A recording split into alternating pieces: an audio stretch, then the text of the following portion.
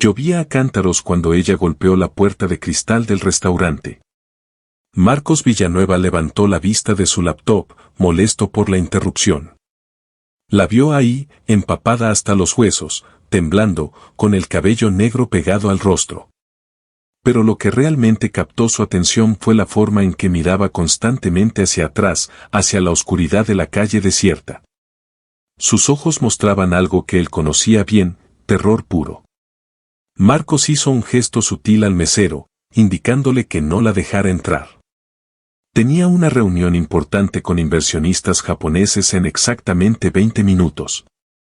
Esta cena podría cerrar el trato más grande de su carrera, el que convertiría su empresa tecnológica en un gigante internacional. No podía permitirse distracciones, y mucho menos el drama de una desconocida bajo la lluvia.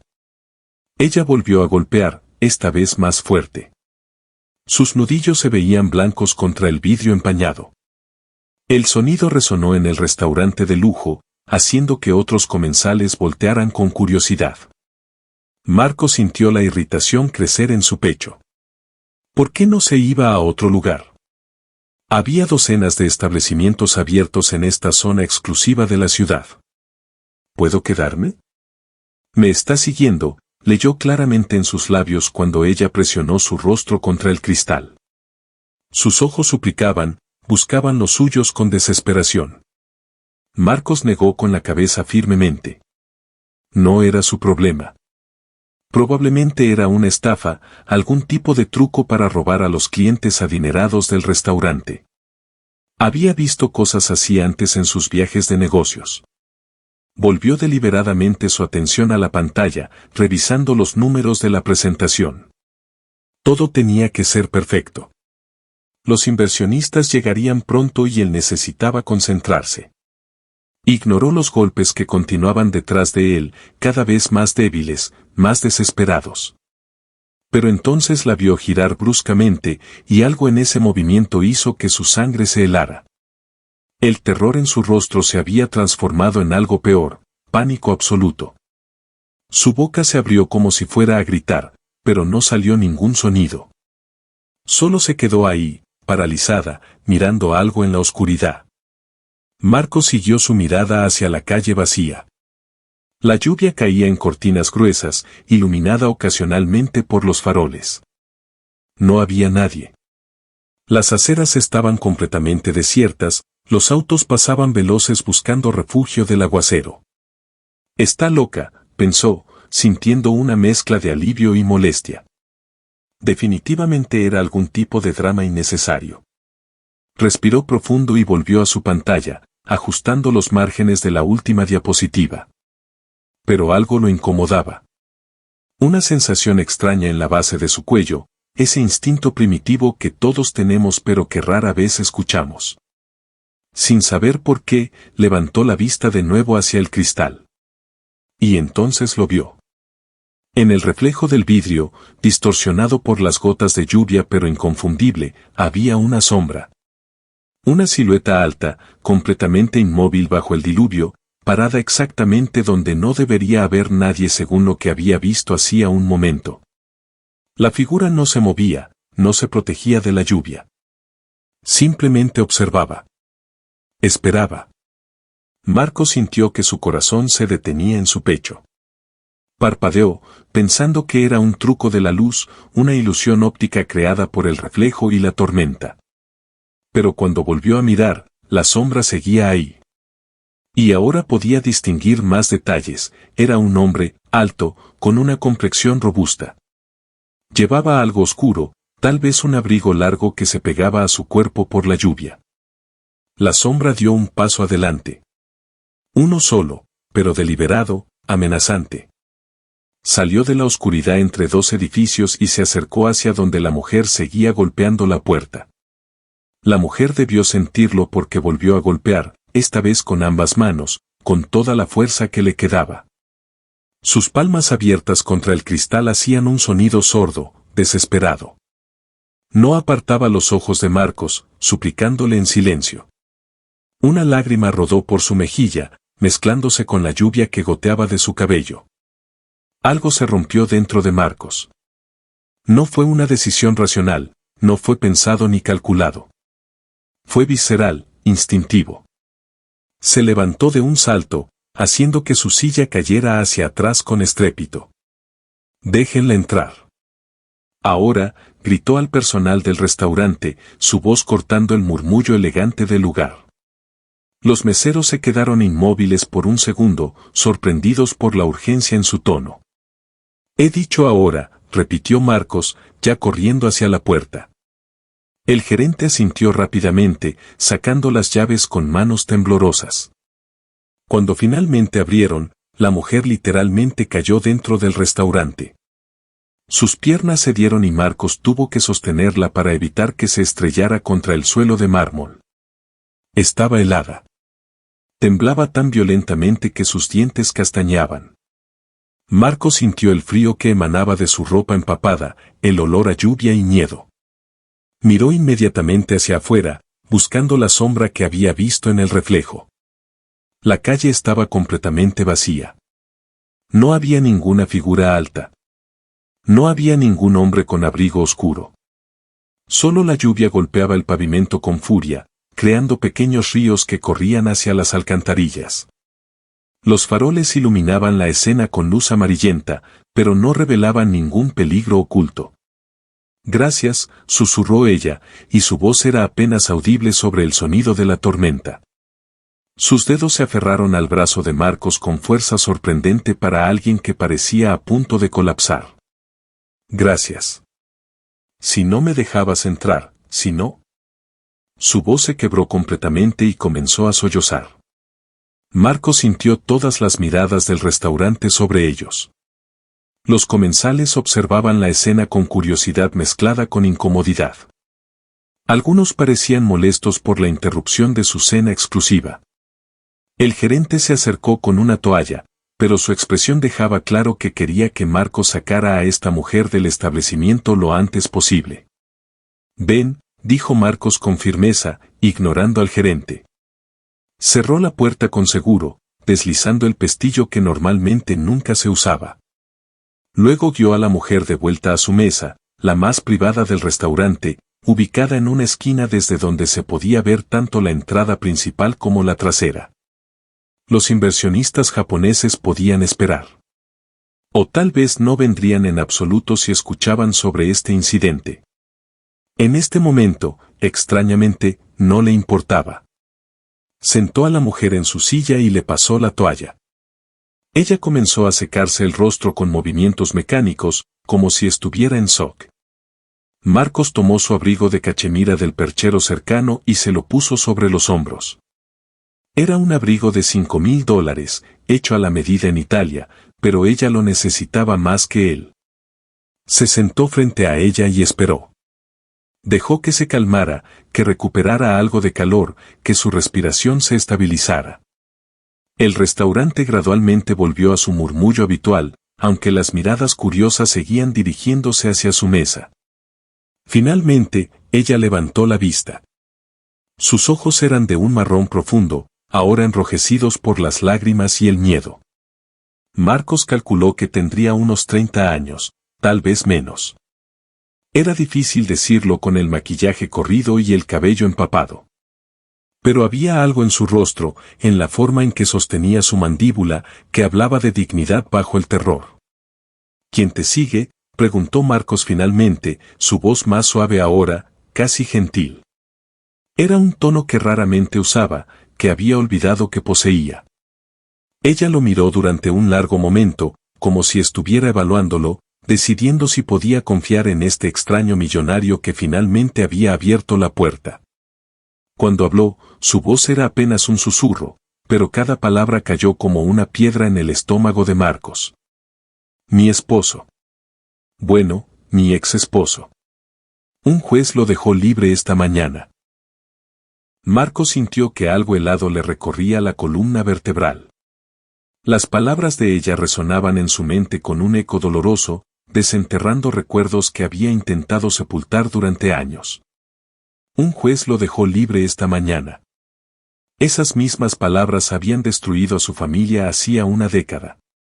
¿Qué hizo?, preguntó, aunque parte de él no quería saber la respuesta. Podía ver la historia completa escrita en los moretones apenas visibles bajo el maquillaje corrido de su cuello, en la forma en que se encogía cada vez que alguien pasaba cerca de su mesa, en el temblor constante de sus manos. Ella apartó la mirada, fijándose en la lluvia que seguía golpeando las ventanas. 3 años de maltrato. 6 costillas rotas en diferentes ocasiones. Un brazo fracturado 2 veces. Una conmoción cerebral que casi me mata. Su voz era monótona, como si estuviera recitando una lista de compras en lugar de catalogar su propio sufrimiento. Finalmente reuní el valor para denunciarlo hace 6 meses. Lo arrestaron. Había evidencia, fotos médicas, testimonios. Pensé que finalmente estaría segura. Y el juez lo liberó. Marcos apretó los puños bajo la mesa, sintiendo la rabia crecer en su pecho. Dijo que mi esposo tiene una carrera prometedora como cirujano. Que sería una pena arruinar su futuro por problemas maritales. Las lágrimas volvieron a rodar por sus mejillas. Esta mañana recibí una llamada anónima advirtiéndome que había salido. 3 horas después, lo vi afuera de mi apartamento. He estado corriendo desde entonces, cambiando de cafés, de tiendas, tratando de perderlo. Pero siempre vuelve a aparecer. Como si supiera exactamente dónde voy a estar. Marco sacó su teléfono sin decir palabra. Marcó un número que tenía en marcación rápida. Daniel, necesito el auto en la entrada trasera del restaurante. No la principal. La trasera. Y necesito que vengas ahora, no en 10 minutos. Ahora significa ahora. Colgó antes de que su chofer pudiera responder. Luego marcó otro número. Patricia, sé que son las 8 de la noche y sé que estás cenando con tu familia, pero necesito que me escuches. Patricia Ruiz era la mejor abogada de derechos de víctimas en la ciudad, también era su amiga desde la universidad. Necesito una orden de restricción temporal de emergencia y seguridad privada para esta noche. Sí, Patricia, esta noche. No me importa lo que cueste, lo que tengas que hacer o a quien tengas que llamar. Esta mujer necesita protección ahora. Escuchó las objeciones de Patricia, sus preguntas lógicas sobre procedimientos y papeleos. Patricia, la interrumpió Marcos, ¿recuerdas a mi hermana Elena? ¿Recuerdas lo que pasó porque el sistema falló? No voy a permitir que vuelva a suceder. No esta vez. No mientras yo pueda hacer algo al respecto. Hubo un silencio del otro lado de la línea, luego un suspiro resignado. Dame 30 minutos. Llamaré al juez Morrison, le debo un favor. Enviaré a 2 de mis guardias de seguridad más confiables al restaurante de inmediato. La mujer lo observaba con una expresión que Marcos no podía descifrar completamente. Había asombro, sí, pero también confusión y algo parecido a la desconfianza. ¿Por qué haces esto?, preguntó finalmente. No me conoces. Podría estar mintiéndote. Podría ser cualquier cosa. Marcos se inclinó hacia adelante, sosteniéndole la mirada. Porque sé exactamente qué tipo de monstruo es capaz de hacer lo que te hizo. Porque he visto lo que sucede cuando nadie ayuda. Y porque tengo los recursos para marcar una diferencia, así que sería un cobarde si no los usara. No tengo dinero para pagarte esto, susurró ella, su voz quebrándose nuevamente. Tuve que dejar mi trabajo porque él aparecía ahí. Gasté todos mis ahorros en abogados para el caso. Estoy viviendo con mi prima en un apartamento de una habitación. No puedo pagarte. No me debes nada, respondió Marcos con firmeza. Pero vas a hacer exactamente lo que te diga. ¿Entendido? Ella asintió lentamente. Vas a ir a un lugar seguro esta noche. Una casa que tengo en las afueras de la ciudad, con sistema de seguridad completo y guardias las 24 horas. Mañana por la mañana, Patricia, mi abogada, se reunirá contigo. Ella peleará tu caso mejor que cualquier abogado que hayas tenido antes, y no te costará un centavo. No puedo aceptar todo esto, protestó ella débilmente. Si puedes. Y lo harás. Porque la alternativa es que salgas por esa puerta y él esté esperándote. Marcos señaló hacia la oscuridad exterior. Y entonces todo lo que has sufrido, todo el valor que reuniste para denunciarlo, todo habrá sido en vano. No vas a rendirte ahora. No después de haber llegado tan lejos. El teléfono de Marcos vibró. Un mensaje de Daniel: estoy en la puerta trasera. Motor encendido. Otro mensaje de Patricia: los guardias están a 5 minutos. El juez Morrison firmará la orden temporal en 1 hora. ¿Cómo te llamas?, preguntó Marcos mientras se ponía de pie y le ofrecía su mano. Valeria. Valeria Mendoza. Su mano era pequeña y fría cuando la colocó en la de él. Mucho gusto, Valeria. Yo soy Marcos Villanueva. Y te prometo que ese hombre no volverá a tocarte. La ayudó a levantarse, manteniéndola estable cuando sus piernas amenazaron con ceder nuevamente. Le hizo una seña al gerente del restaurante, quien se acercó inmediatamente con expresión preocupada. Roberto, necesito que escoltes a esta señora y a mí hasta la salida trasera. Y necesito que no digas una palabra sobre esto a nadie. ¿Entendido? El gerente asintió, entendiendo la gravedad en el tono de Marcos. Mientras caminaban por los pasillos traseros del restaurante, pasando por la cocina donde los chefs trabajaban en medio del vapor y el ruido de sartenes, Marcos mantuvo a Valeria cerca. Ella seguía temblando, pero ahora había algo más en su postura, un atisbo de esperanza. Era frágil, apenas perceptible, pero estaba ahí. La puerta trasera daba a un callejón estrecho. El auto de Marcos, un Mercedes negro con ventanas polarizadas, esperaba con el motor encendido. Daniel, su chofer de confianza desde hacía 15 años, estaba de pie junto a la puerta trasera abierta, sosteniendo un paraguas. Pero antes de que Valeria pudiera subir, se detuvo. Se giró hacia Marcos con lágrimas frescas corriendo por su rostro. ¿Por qué?, preguntó nuevamente, pero esta vez había algo diferente en su voz. No era desconfianza, era genuina necesidad de entender. ¿Por qué me ayudas de verdad? Marcos sintió que algo se rompía dentro de su pecho, una compuerta que había mantenido cerrada durante 10 años. Porque mi hermana Elena estuvo exactamente en tu situación hace una década. Tenía 32 años, era profesora de literatura, estaba casada con un abogado respetado. Nadie creía que él la golpeaba porque era encantador en público. Ella lo denunció 3 veces. 3 veces la policía fue a su casa y no hizo nada porque él tenía conexiones, porque sabía exactamente qué decir. Se detuvo, respirando profundo para controlar la emoción que amenazaba con desbordarse. La 4ª vez que llamó a la policía, ya era demasiado tarde. Él había llegado demasiado lejos. Para cuando llegaron, Elena estaba. Su voz se quebró. Murió en el hospital 2 días después. Y yo, su hermano menor que tenía todo el dinero del mundo, no pude hacer nada porque no supe que necesitaba ayuda hasta que fue demasiado tarde. Ella me protegía, no quería preocuparme con sus problemas mientras yo construía mi empresa. Valeria se llevó una mano a la boca, sus ojos muy abiertos. Lo siento mucho, susurró. No lo sientas. Solo prométeme algo. Marcos la miró directamente a los ojos. Promete que vas a pelear. Que no vas a dejar que ese hombre te quite más días, más dignidad, más vida. Mi hermana no pudo ganar su batalla, pero tú sí puedes. Y yo voy a asegurarme de que tengas todas las herramientas para hacerlo.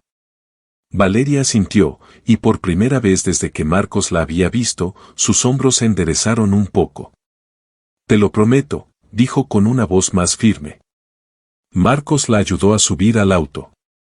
Daniel cerró la puerta suavemente y se dirigió al asiento del conductor. Llévala a la casa de Bosques del Valle. Activa todos los sistemas de seguridad. Quédate con ella hasta que lleguen los guardias de Patricia. no la deje sola ni un segundo. Entendido, señor Villanueva. Daniel asintió con seriedad. El auto arrancó suavemente, sus luces traseras brillando en rojo mientras desaparecía por el callejón y se fundía con el tráfico de la avenida principal.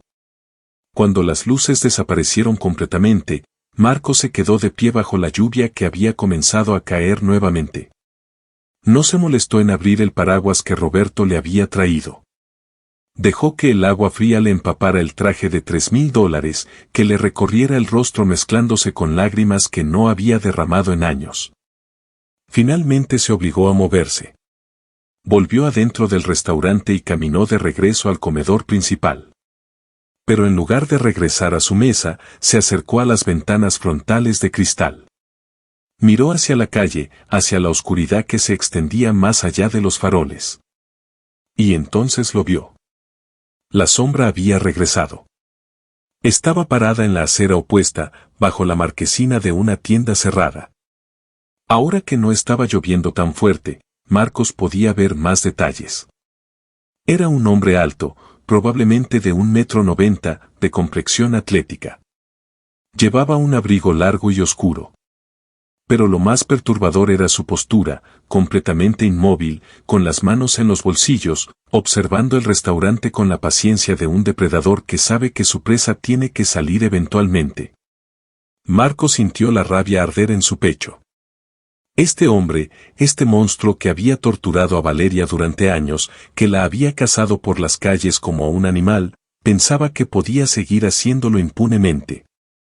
Pensaba que el sistema fallido que lo había liberado era su escudo invencible. Sacó su teléfono y activó la cámara con zoom máximo. Tomó varias fotos claras del hombre, capturando su rostro, su complexión, su ropa. Luego abrió sus contactos y encontró el número del detective Ramírez, un viejo amigo que le debía varios favores. Ramírez, soy Marcos Villanueva. Necesito que identifiques a alguien. Ahora. Te estoy enviando fotos. Es un cirujano que fue liberado esta mañana por el juez, acusado de violencia doméstica. Está acechando a su víctima en este momento. Envió las fotos mientras hablaba. Sí, tengo testigos que confirman que la ha estado siguiendo todo el día. ¿Eso no viola los términos de su liberación? Perfecto. Entonces envía una patrulla ahora mismo. Está en la avenida Reforma, frente al restaurante Bellavista. Mantuvo la mirada fija en la sombra mientras hablaba. Como si sintiera los ojos de Marcos sobre él, el hombre finalmente se movió. Dio un paso atrás, luego otro, retrocediendo lentamente hacia la oscuridad entre dos edificios. Pero antes de desaparecer completamente, levantó una mano y saludó. Un gesto casual, casi amigable, que heló la sangre de Marcos. El mensaje era claro, sé que me viste. Y no me importa. Pero el hombre no sabía con quién se estaba metiendo. No sabía que Marcos Villanueva había convertido su imperio empresarial en lo que era por una sola razón, nunca más estar impotente cuando alguien que amaba necesitara ayuda. Había fallado a su hermana, pero no fallaría a Valeria. Ya viene una patrulla, confirmó Ramírez por teléfono. Llegarán en 3 minutos. Gracias, Ramírez. Te debo una. Marcos colgó y siguió mirando hacia donde la sombra había desaparecido. A los 2 minutos exactos, 2 patrullas policiales llegaron con las sirenas apagadas pero las luces encendidas. 4 oficiales salieron y comenzaron a peinar el área. Marcos sabía que probablemente no lo encontrarían esa noche. El hombre era inteligente, calculador. Había evadido la justicia hasta ahora y sabía cómo esconderse. Pero eso no importaba. El juego había cambiado. Ya no era una mujer aterrorizada corriendo sola contra un sistema que la había fallado. Ahora tenía recursos. Tenía abogados. Tenía seguridad. Y tenía a alguien que entendía exactamente lo que estaba en juego y que no se detendría hasta que ella estuviera verdaderamente segura. Marcos volvió a su mesa y guardó su laptop. La reunión con los inversionistas japoneses había sido hacía mucho tiempo, probablemente habían llegado, esperado unos minutos y se habían ido ofendidos. Mañana tendría que hacer control de daños, probablemente perdería el trato.